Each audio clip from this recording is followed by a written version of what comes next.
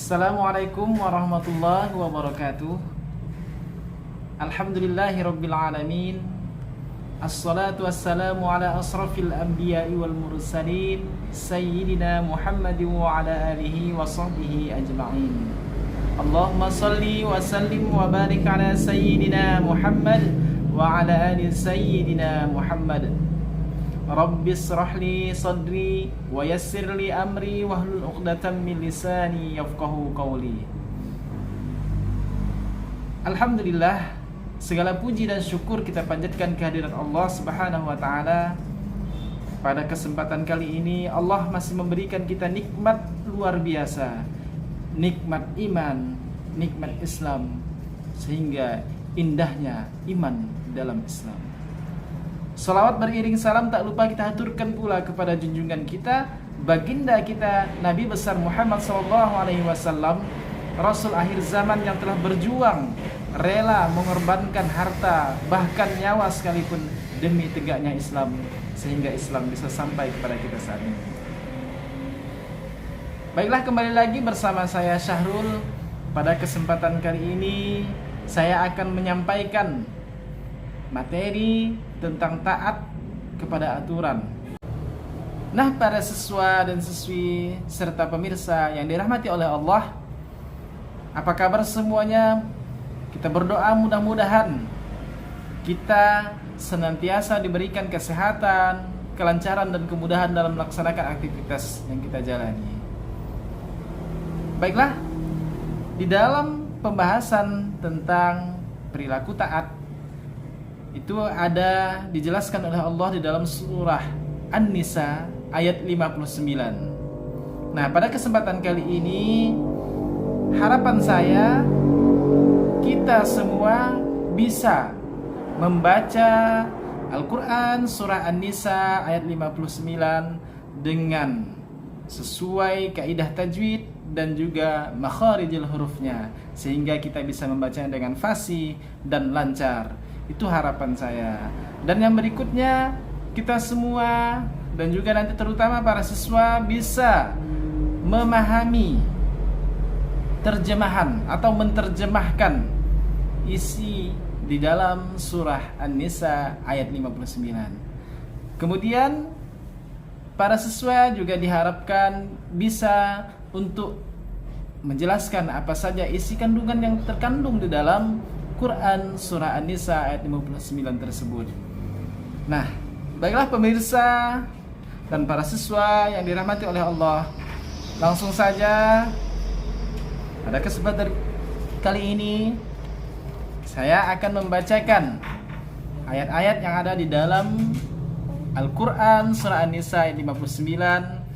Dan saya harapkan semoga para siswa dan juga pemirsa dimanapun Anda berada, kita berusaha bersama-sama untuk mempelajari bagaimana cara kita membaca surah An-Nisa.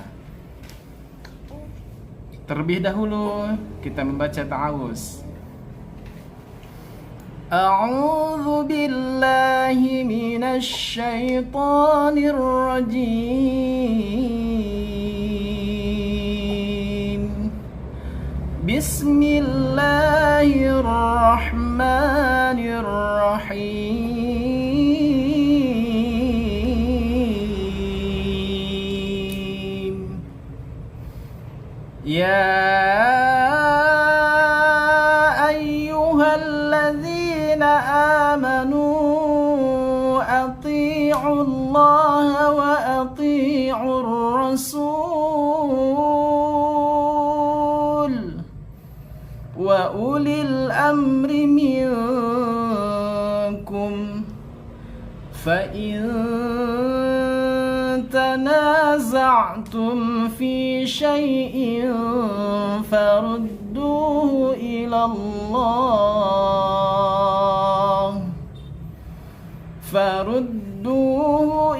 Allahi war rasul in kuntum tu'minuna billahi wal yawmil akhir dzalika khairun wa ahsanu ta'wila. Sadaqallahul azim. Sadaqallahu maulanal azim. Nah, demikianlah bacaan dari Al-Quran surah An-Nisa ayat 59 yang telah saya bacakan tadi. Dari ayat tersebut saya harapkan kita semua bisa untuk membacanya.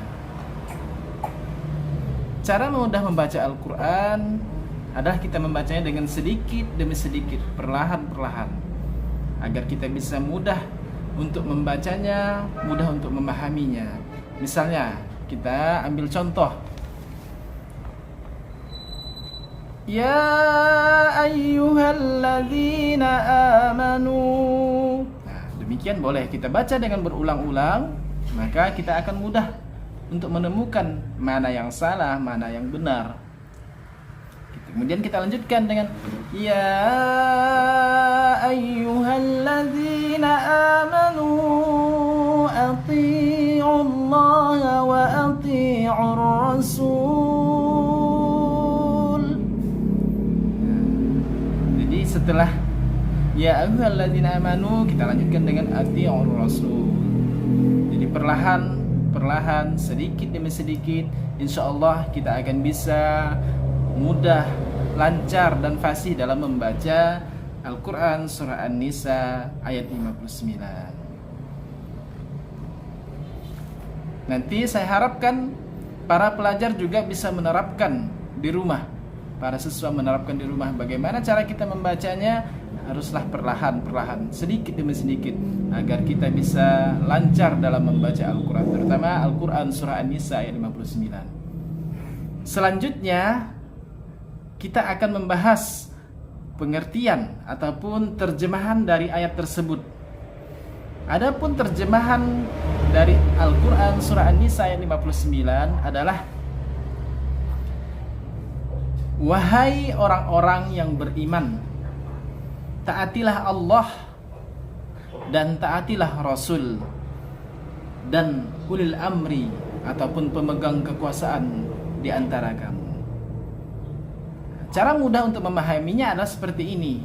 Misalnya, ya ayyuhalladzina amanu, wahai orang-orang yang beriman, ati'ullah, taatilah Allah, wa ati'ur rasul, dan taatilah Rasul, wa ulil amri minkum, dan ulil amri atau pemegang kekuasaan di antara kamu. Kemudian yang berikutnya adalah fa in tanaza'tum. Nah, jika kamu berbeda pendapat atau lain pendapatnya fi syai'in, di dalam urusan atau di dalam suatu masalah, farudduhu ilallahi war rasul, maka kembalikanlah kepada Allah, yaitu Al-Quran dan Ar-Rasul, yaitu sunnah atau hadis-hadis dari Rasul. In kuntum tu'minuna billah, jika kamu beriman kepada Allah, wal yaumil akhir, dan hari akhir, dzalika, maka sesungguhnya yang demikian itu khairu wa ahsanu ta'wila, lebih utama bagimu dan juga lebih baik akibatnya. Maha benar Allah yang maha agung dengan segala firman-Nya. Para pemirsa dan juga siswa-siswi yang dirahmati oleh Allah, setelah kita membaca Al-Quran surah An-Nisa ayat 59, setelah kita menerjemahkan artinya, maka yang kita bahas berikutnya adalah mengenai hukum tajwid. Nah, sebelum kita lanjutkan, saya ingin bertanya, ada berapa hukum tajwid yang terkandung di dalam Al-Quran surah An-Nisa ayat 59? Mari bersama-sama kita simak pembahasannya. Kalau kita lihat secara umum, ada beberapa hukum tajwid yang terkandung di dalam Al-Quran surah An-Nisa ayat 59. Yang pertama adalah ya ayyuha, ya ayyuha atau ya ayyuhalladzina amanu. Nah, di mana di situ huruf ya adalah mat asli bertemu dengan alif ayyuha. di luar kata, maka hukum bacaan tajwid atau hukum tajwid yang berlaku pada bacaan tersebut adalah mad jaiz munfasil, sehingga kita membacanya agak sedikit panjang. Kemudian hukum tajwid yang kedua adalah amanu, di mana di situ adalah huruf alif amanu bertemu dengan tanda baca fathah yang berdiri atau alifnya ada dua, maka disebutlah dengan mad badal. Panjangnya adalah satu alif atau dua harokat. Misalnya amanu. Kalau tadi ya ayyuhallazina amanu, mad jaiz itu menyebutnya 2,5 alif. Ya ayyuhalladzina amanu. Nah, kemudian kalau yang kedua mad badal adalah amanu, jadi 1 alif atau 2 harokat. Kemudian hukum tajwid yang ketiga adalah ati'ullah. Nah, ati'ullah, lafaz Allah apabila bertemu dengan huruf yang sebelumnya berbaris atas atau fathah dan juga berbaris dhammah atau baris depan, maka harus dibaca tebal. Adapun hukum tajwidnya adalah dibaca tafkhim. Nah, contohnya ati'ullah. Nah hadirin, para pemirsa dan juga para siswa dimanapun Anda berada, hukum tajwid yang berikutnya yang keempat adalah alif lam qamariyah. Nah, alif lam qamariyah ini terdapat dalam kata wa ulil amri. Nah, alif lamnya di situ al amri. Alif dan lam berhadapan dengan huruf qamariyah, maka disebutlah alif lam qamariyah. Kemudian yang berikutnya yang kelima adalah fa in tanaza'tum. Nah, di situ berlaku hukum ikhfa. Hukum ikhfa adalah apabila nun sukun bertemu dengan 15 huruf ikhfa yang lain. Dan di ayat ini adalah salah satunya huruf ta. Maka membacanya harus dengan samar-samar. Suara yang samar, tidak terlalu jelas, tidak berdengung. Contohnya, fa in tanaza'tum. Nah, hadirin, pemirsa dan juga para siswa dimanapun Anda berada, setelah kita mempelajari hukum tajwid yang ada di dalam Al-Quran surah An-Nisa ayat 59, yang berikutnya adalah apa saja isi kandungan yang terkandung di dalam Al-Quran surah An-Nisa ayat 59. Yang pertama, bahwasanya Allah Subhanahu wa ta'ala memerintahkan kita sebagai orang-orang yang beriman ini, kita semua muslim yang beriman, Allah perintahkan agar selalu taat kepada Allah. Itu yang paling utama. Yang berikutnya kita taat kepada Rasulullah, karena Rasulullah adalah tuntunan kita, contoh bagi kita. Yang ketiga adalah kita juga harus taat kepada ulil amri, pemegang kekuasaan. Siapa pemegang kekuasaan kita? Misalnya di rumah, di sekolah, dan juga di dalam masyarakat. Kemudian isi kandungan yang kedua dari Al-Quran surah An-Nisa ayat 59 adalah apabila kita di dalam suatu urusan mengalami perbedaan pendapat, di dalam suatu permasalahan ada perbedaan pendapat, nah maka untuk menghindari hal-hal yang tidak diinginkan, kita harus mengembalikannya kepada Al-Quran, kembalikan kepada Allah, di mana sumber Al-Quran ini adalah Allah, dan juga kita kembalikan kepada sunnah atau hadis, di mana sumbernya adalah Rasulullah, Nabi Allah, Nabi Muhammad sallallahu alaihi wasallam. Apapun permasalahan kita, jika kita memiliki segala perbedaan pendapat, maka kita kembalikan kepada Al-Quran dan As-Sunnah atau hadis Rasulullah. Kemudian yang ketiga atau terakhir adalah kita kembalikan segala permasalahan, apapun yang kita alami, apapun yang kita jalani. Jika kita memiliki segala permasalahan, jangan sampai kita berkeluh kesah hanya di media sosial, jangan hanya berkeluh kesah di Instagram, Facebook, WA dan lain sebagainya. Kita berkeluh kesah kepada teman-teman dekat kita, tapi yang sesungguhnya lebih utama adalah kita berkeluh kesah, mengadu kepada Allah.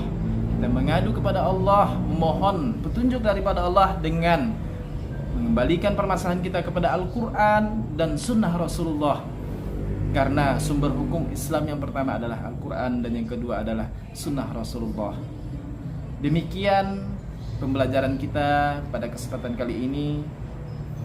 Akhirnya kesimpulan yang dapat kita ambil dari materi terutama di dalam Al-Quran surah An-Nisa ayat 59 ini adalah bahwa kita sebagai hamba Allah yang beriman haruslah senantiasa taat kepada Allah, taat kepada Rasulullah, dan juga taat kepada pemimpin.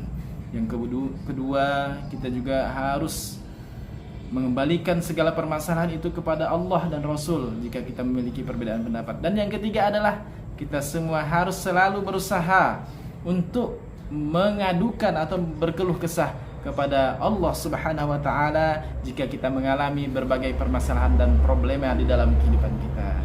Demikian yang dapat saya sampaikan.